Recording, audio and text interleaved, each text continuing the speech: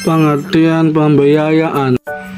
Pengertian pembiayaan. Kata pembiayaan berasal dari kata biaya yang berarti pengeluaran dana untuk keperluan sesuatu. Menurut Kamus Pintar Ekonomi Syariah, 1. Transaksi bagi hasil dalam bentuk mudharabah dan musyarakah. 2. Transaksi sewa menyewa dalam bentuk ijarah atau sewa beli dalam bentuk ijarah mutayabitablik. 3. Transaksi jual beli dalam bentuk piutang, murabahah, salam, dan istisna. 4. Transaksi pinjam meminjam dalam bentuk piutang, qard. 5. Transaksi sewa menyewa jasa dalam bentuk ijarah untuk transaksi multi jasa.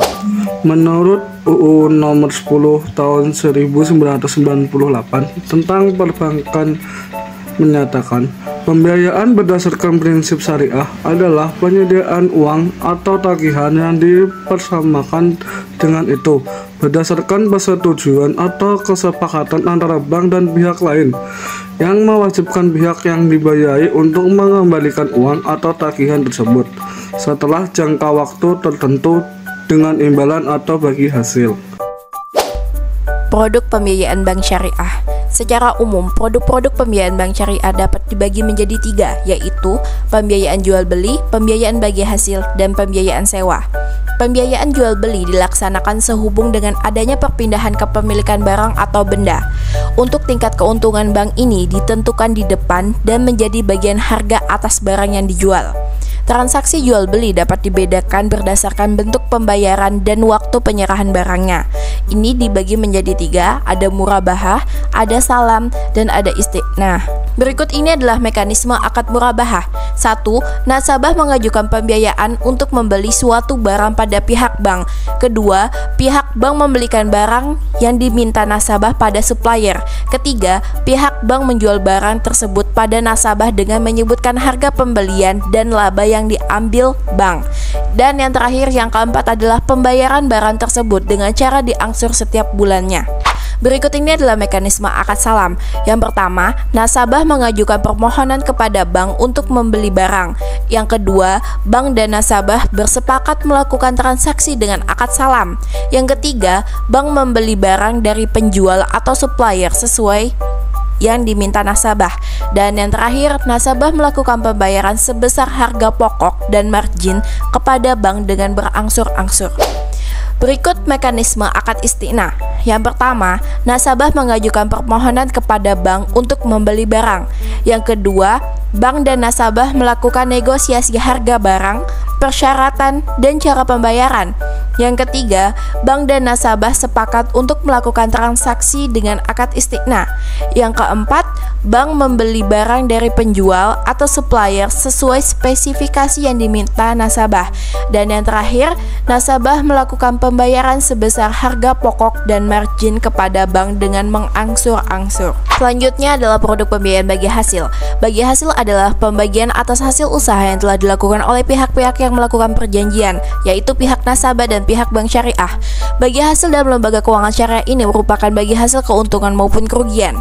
Jadi, jika dalam usaha bersama mengalami risiko, maka dalam konsep bagi hasil kedua belah pihak akan sama-sama menanggung risiko. Produk pembiayaan syariah ini didasarkan atas prinsip bagi hasil, yaitu musyarakah dan mudharabah. Berikut akan dijelaskan tentang mekanisme akad pembiayaan musyarakah. A. Bank dan nasabah sepakat untuk melakukan transaksi dengan akad musyarakah. B. Bank sebagai investor atau pemilik dana menanamkan dana kepada nasabah yang juga bertindak sebagai investor sekaligus pengelolaan dana dalam suatu kegiatan usaha atau proyek. C. Bank menanamkan dana sebesar 100% dari total kegiatan usaha atau proyek. D. Pembagian hasil usaha dinyatakan dalam nisbah atau proporsi bagi hasil yang telah disepakati sebelumnya. E. Jumlah pembiayaan, jangka waktu pembiayaan, pengembalian dana dan pembagian hasil usaha ditentukan berdasarkan kesepakatan bersama. F. Pembagian hasil usaha dilakukan berdasarkan laporan hasil usaha nasabah berdasarkan bukti pendukung yang dapat dipertanggungjawabkan. G. Bank dan nasabah menanggung kerugian secara proporsional menurut porsi modal masing-masing. Berikut akan dijelaskan tentang mekanisme akad pembiayaan mudharabah. 1. Bank dan nasabah sepakat untuk melakukan transaksi dengan akad mudharabah. 2. Bank sebagai investor atau pemilik dana menanamkan dana kepada nasabah yang bertindak sebagai pengelola dana dalam suatu kegiatan usaha atau proyek. Ketiga, bank menanamkan dana sebesar 100% dari total kegiatan usaha atau proyek. Keempat, pembagian hasil usaha dinyatakan dalam nisbah atau proporsi bagi hasil yang telah disepakati sebelumnya. Kelima, jumlah pembiayaan, jangka waktu pembiayaan, pengembalian dan pembagian hasil usaha ditentukan berdasarkan kesepakatan bersama. Keenam, yang terakhir, kerugian usaha nasabah ditanggung bank maksimal sebesar pembiayaan yang diberikan. Selanjutnya adalah pembiayaan dengan prinsip sewa. Untuk jenis pembiayaan ini diklasifikasi menjadi dua, yaitu pembiayaan ijaroh dan IMBT. Pembiayaan dengan akad ijaroh adalah pembiayaan bank kepada nasabah untuk transaksi sewa menyewa suatu barang atau jasa untuk mendapatkan imbalan atas objek sewa yang dimanfaatkan oleh nasabah. Contoh pembiayaan dengan akad ijaroh yaitu pembiayaan modal kerja, pembiayaan multiguna manfaat barang, pembiayaan multijasa seperti biaya pendidikan, biaya kesehatan, wisata, dan lain-lain. Kartu pembiayaan syariah, pembiayaan personal. Yang kedua yaitu ijarah mutahiyah bitamlik yaitu IMBT. Ijarah ini adalah transaksi sewa menyewa antara pemilik objek sewa dan penyewa untuk mendapatkan imbalan atas objek sewa yang disewakan dengan opsi perpindahan hak milik objek sewa. Kelayakan penyaluran dana. Kelayakan penyaluran dana merupakan suatu kegiatan di mana pihak bank menilai seberapa besar kemampuan dan kesediaan debitur dalam mengembalikan pembiayaan yang mereka pinjam, serta membayar margin keuntungan dan bagi hasil sesuai dengan isi perjanjian pembiayaan. Analisis pembiayaan merupakan langkah penting untuk realisasi pembiayaan di bank syariah. Analisis pembiayaan yang dilakukan oleh pelaksana pembiayaan di bank syariah dimaksudkan untuk beberapa hal sebagai berikut. Yang pertama, menilai kelayakan usaha calon peminjam. Yang kedua, menekan risiko akibat tidak terbayarnya pembiayaan. Dan yang ketiga, menghitung kebutuhan pembiayaan yang layak. Setelah tujuan analisis pembiayaan dirumuskan dan disepakati oleh pelaksana pembiayaan, maka untuk selanjutnya dapat ditemukan pendekatan-pendekatan yang digunakan untuk analisis pembiayaan.